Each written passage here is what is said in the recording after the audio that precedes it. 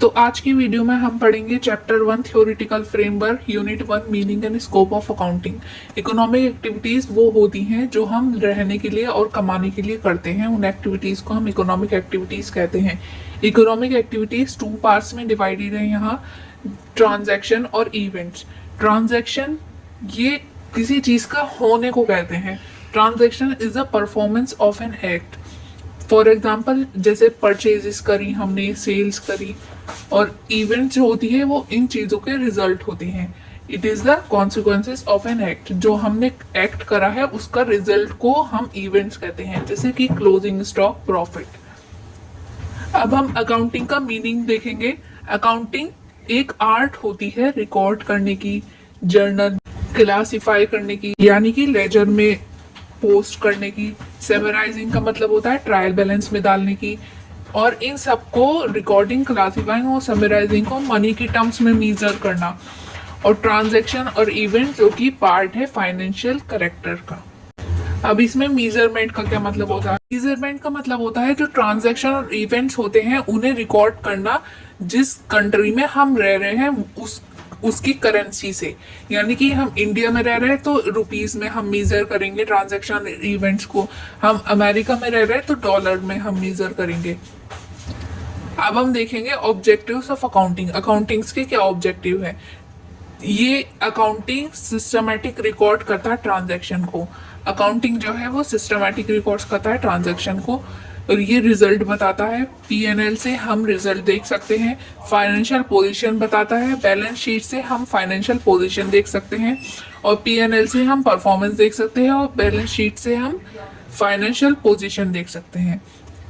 फिर यूजर्स को, accounting users को इंफॉर्मेशन प्रोवाइड करती है, और हम अकाउंटिंग से सॉल्वेंसी पोजीशन भी देख सकते हैं। अब देखेंगे फंक्शंस क्या होते हैं। मेजरमेंट, अकाउंटिंग पास्ट परफॉर्मेंस को मेजर करती है और करंट फाइनेंशियल पोजीशन बताती है। गवर्नमेंट रेगुलेशन एंड टैक्सेशन, ये नेसेसरी इंफॉर्मेशन प्रोवाइड कराती है गवर्नमेंट को, टैक्स रेवेन्यूज पे कंट्रोल हो सके। अकाउंटिंग का और फंक्शन है डिसीजन मेकिंग। अकाउंटिंग जो है डिसीजन मेकिंग में हमारी मदद करती है। फोरकास्टिंग मतलब फ्यूचर की परफॉर्मेंस, फ्यूचर की फाइनेंशियल पोजीशन बताना, तो अकाउंटिंग हमें फोरकास्ट भी करती है। कंट्रोल, अकाउंटिंग वीकनेस को आइडेंटिफाई करती है और फीडबैक भी बताती है कि कैसे हम इन वीकनेस को कंट्रोल कर सकते हैं। कंपैरिजन एंड इवोल्यूशन, हम पास्ट परफॉर्मेंस को देखकर और करंट परफॉर्मेंस को देखकर हम अपनी परफॉर्मेंस देख सकते हैं। जैसे बैलेंस शीट में हम पास्ट ईयर की बैलेंस शीट देखकर और करंट ईयर की बैलेंस शीट देखकर हम कंपेयर कर सकते हैं। अब लिमिटेशन देखते हैं अकाउंटिंग की। बैलेंस शीट जो है हम कस्टमर की या एम्प्लॉयज की लॉयल्टी को रिकॉर्ड नहीं करता। सबसे बड़ी लिमिटेशन अकाउंटिंग की ये है। और बैलेंस शीट सिर्फ एक दिन का पोजीशन दिखाता है, ये फ्यूचर नहीं दिखाता। और ये मनी अकाउंटिंग जो है वो इन्फ्लेशन को भी इग्नोर कर देता है, क्योंकि हम कॉस्ट कॉन्सेप्ट पे रिकॉर्ड करते हैं ट्रांजैक्शन को, तो इस वजह से इन्फ्लेशन को भी अकाउंटिंग रिकॉर्ड नहीं कर पाता। और अकाउंटिंग प्रिंसिपल्स आपस में कॉन्फ्लिक्ट करते हैं। सेम आइटम की हमारे पास डिफरेंट अकाउंटिंग पॉलिसीज हैं। तो ये थी लिमिटेशन। अब हम बुक कीपिंग पे चलते हैं।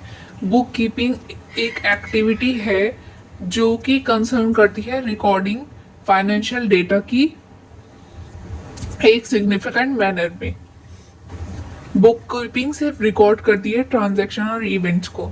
अब ऑब्जेक्टिव देखते हैं बुक कीपिंग का। ये ट्रांजैक्शन की कंप्लीट रिकॉर्डिंग करती है, सारे ट्रांजैक्शन की एक सिस्टमैटिक मैनर में। ascertainment of financial effects on business, account bookkeeping ascertain combined effect of all transaction upon financial position of business।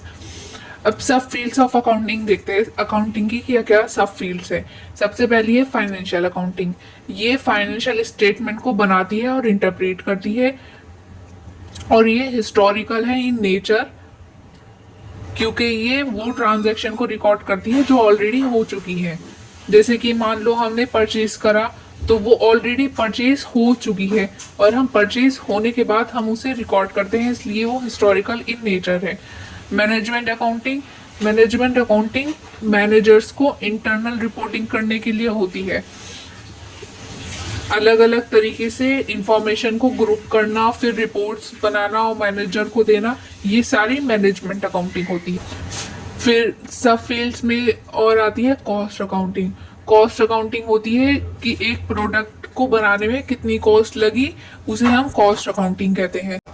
Social responsibility accounting उसे कहते हैं कि एक कंपनी अपनी सोशल रिस्पॉन्सिबिलिटी में कितने पैसे खर्च करे उसने, तो उसे रिकॉर्ड करने के लिए जो अकाउंटिंग होती है उसे सोशल रिस्पॉन्सिबिलिटी अकाउंटिंग कहते हैं।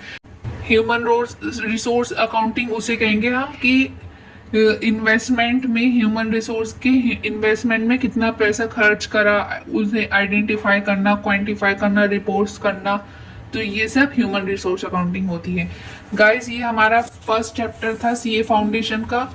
नेक्स्ट वीडियो में हम accounting concept second chapter unit पढ़ेंगे। तो मिलते हैं नेक्स्ट वीडियो में। जब तक के लिए आप वीडियोस को लाइक कीजिए, शेयर कीजिए, सब्सक्राइब कीजिए।